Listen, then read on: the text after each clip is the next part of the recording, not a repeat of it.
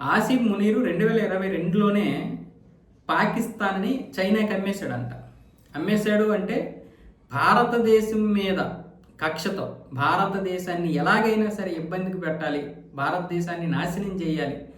ఆ యొక్క దీంతోటే ఆసిఫ్ మునీరు గ్వాదర్ పోర్ట్ని పూర్తిగా చైనాకి రాసి ఇచ్చేశాడు. ఎందుకంటే న్యూక్లియర్ ట్రయాడ్ కోసం సముద్ర ఆధారితంగా సెకండ్ స్ట్రైక్ ఏదైతే ఉందో ఈ న్యూక్లియర్ దాడి చేయడానికి ఇప్పటి వరకు పాకిస్తాన్కి సముద్రం మీద నుంచి దాడి చేసేటటువంటి సామర్థ్యం లేదు. భూమి మీద నుంచి గాలిలో దాడి చేసే విధంగా సామర్థ్యం ఉంది, కానీ సముద్రం మీద నుంచి కూడా దాడి చేసే విధంగా మా యొక్క సామర్థ్యాన్ని పెంచడానికి ఒప్పందం చేసుకుంటే మేము మీకు గ్వాదర్ పోర్ట్ని పూర్తి స్థాయిలో ఇచ్చేస్తాం, పూర్తిగా మీరు అక్కడ మీ యొక్క బలగాల్ని నియమించుకోవచ్చు అన్న విధంగా ఆసిఫ్ మునీరు చైనా దగ్గర ఒప్పందం తీసుకొచ్చాడంట.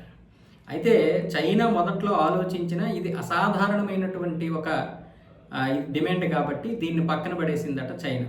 దీని గురించి డ్రాప్ సైట్ న్యూస్ అనే ఒక పత్రిక ఒక కథనాన్ని బయటపెట్టింది. అంటే పాకిస్తాను అని అంటాడు కదా ఎవడో ఒక సినిమాలో, పగ పగ పగ నన్ను బ్రతికించేది పగ అని.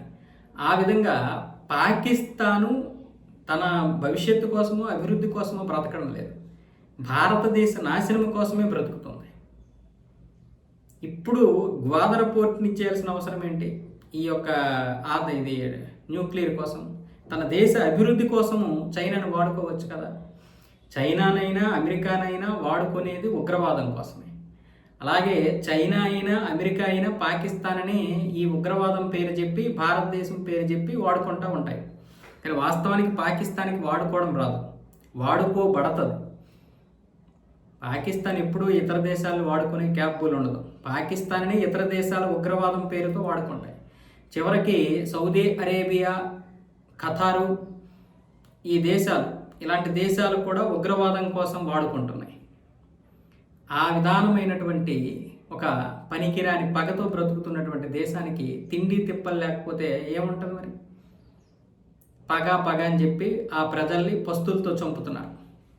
అందుకే మీ దరిద్రం మాకు వద్దని చెప్పి ఇప్పుడేమొచ్చేసి ఈ బలూచిస్తాన్ వాళ్ళు సపరేట్ అయిపోవాలని చూస్తున్నారు. ఎందుకు? అక్కడ ఉన్నటువంటి నిధులన్నింటినీ చైనాకి ఇచ్చేస్తుంటే మరి అక్కడ ఉన్నటువంటి వారిని అభివృద్ధి చేస్తున్నారా? అది లేదు. నిధుల్ని దుబ్బేస్తున్నారు, ఆ వచ్చినటువంటి నిధుల్ని తినేస్తున్నారు.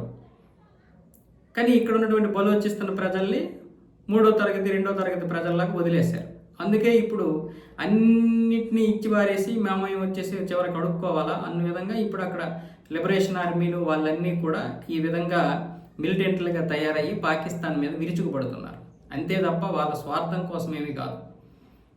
కానీ అది అర్థం చేసుకోలేనటువంటి పాకిస్తాన్ ఈ పనికిరాని పనులన్నింటికీ కూడా ఇలా చర్యలు జరుపుతూ ఉంటాం. దీనికి మళ్ళీ న్యూక్లియర్ ట్రయాడ్ కావాలంట.